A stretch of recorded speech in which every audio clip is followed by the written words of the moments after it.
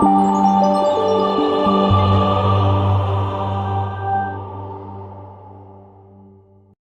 நண்பரது வீட்டு விழாவிற்கு சென்றிருந்த போது ஒரு ஆடிட்டரும் வந்திருந்தார்.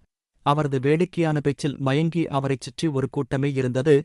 நானும் அருகில் சென்று கவனித்தேன். அவர் சொன்ன செய்திகளையே இங்கு தருகிறேன். எங்க புரொஃபஷன் ஒரு பவர்ஃபுல்லானது.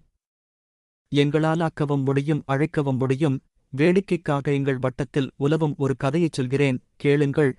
ராமாயணத்தில் இந்திரஜித்தின் பாணத்தால் அடிபட்டு கிடக்கும் லட்சுமணன், அவனைக் காப்பாற்ற சஞ்சீவி மூலிகையைக் கொண்டு வரும்படிக்கு அனுமன் பணிக்கப் படுகிறான். அனுமன் சஞ்சீவி மூலிகையை தேடித் தேடி செலுத்து போய் சஞ்சீவி மலையையே பெயர்த்து எடுத்துக்கொண்டு வருகிறான். லட்சுமணன் பிழைத்துக் கொள்கிறான். யுத்தம் முடிகிறது. அனைவரும் அயோத்திக்கு திரும்புகின்றனர். அயோத்தி திரும்பிய அனுமன் சஞ்சீவி மூலிகையை கொண்டு வந்ததற்கான பயணப்படிக்கு விண்ணப்பிக்கிறார். ஆனால் அவரது பயணப்படி மறுக்கப்படுகிறது. காரணமாக ஆடிட்டர் அக்கவுண்டன் சுட்டிக்காட்டிய விவரம், அனுமன் சஞ்சீவி மூலிகையைக் கொண்டு வரும் பயணத்திற்கு முறைப்படி அயோத்தி அரசரது அனுமதியைப் பெறவில்லை. அனுமன் ஒரு கிரேக் போர் ஆபீசர், எனவே அவருக்கு வான் வழிப்பயணம் அனுமதியில்லை. அனுமன் சஞ்சீவ பர்வதத்துடன் அனுமன் வந்தது கூடுதல் சுமை. மேற்கண்ட காரணங்களுக்காக அனுமனின் பயணப்படி மறுக்கப்படுகிறது என்று எழுதிய ஆடிட்டர் அக்கவுண்டண்டின் குறிப்பை படித்த அயோத்தி மன்னன் உடனே அனுமனை வரச் சொல்கிறார். அனுமனிடம் இது குறித்துச் சொல்ல அனுமனும் கவலை கொள்கிறார்.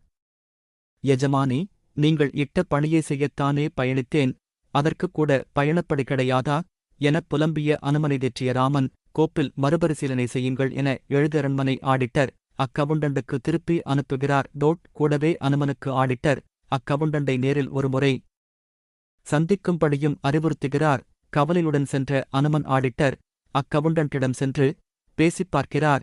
ஆனால் பயணப்படி கிட்டுவதாக இல்லை. இறுதியில் அனுமன், இதோ பார், இந்த பயணப்படியை நீ எனக்கு கிடைக்கும்படி செய்தாயானால் உனக்கு நான் அதில் 20% பங்களிக்கிறேன் எனச் சொன்னவுடன் சற்று யோசித்த பிறகு, சரி, நீ போ, உனது பயணப்படி உனக்கு கிடைக்கும் என்று பதில் வந்தது. அதன் பிறகு 2 நாளில் அனுமனின் பயணப்படி அனுமதி ஆகி அவருக்கு கிடைத்தது. ஆச்சரியத்துடன் அனுமன் அந்தக் கோப்பை பார்த்தபோது அதே ஆடிட்டர் அவர் எழுப்பிய கேள்விகளுக்கு அவரே விளக்கம் எழுதி பயணப்படியை கொடுக்க அனுமதி செய்திருந்தார். அந்த விளக்கம், அனுமன் அயோத்தி மன்னனாகிய பரதனின் அனுமதியைப் பெறாவிட்டாலும் தற்போதைய மன்னனாகிய ராமனின் அனுமதியைப் பெற்றே பயணித்ததால் அவரது பயணம் அனுமதிக்கப்பட்ட பயணமாகிறது. அனுமன் 4ஆம் நிலை பணியாளர் என்றாலும் அவசர நிமித்தம் காரணமாக பயணித்ததால் அவருக்கு வான்வழிப் பயணத்திற்கான அனுமதி அளிக்கப்படுகிறது. அனுமன் சஞ்சீவி வேரைக் கொண்டுவரப் பயணித்தாலும் தவறான வேரைக் கொண்டு வந்திருந்தால் மீண்டும் பயணிக்க வேண்டியிருக்கும்.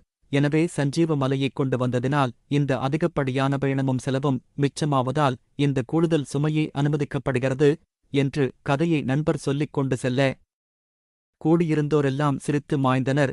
இது நகைச்சுவையாக இருந்தாலும் அரசு அலுவலகங்களில், தனியார் நிறுவனங்களிலும் இது நிதர்சனம்.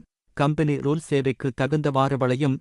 இந்த காணொளி உங்களுக்கு பிடித்திருந்தால் லைக் பண்ணுங்க, ஷேர் பண்ணுங்க, சப்ஸ்கிரைப் பண்ணுங்க. நன்றி.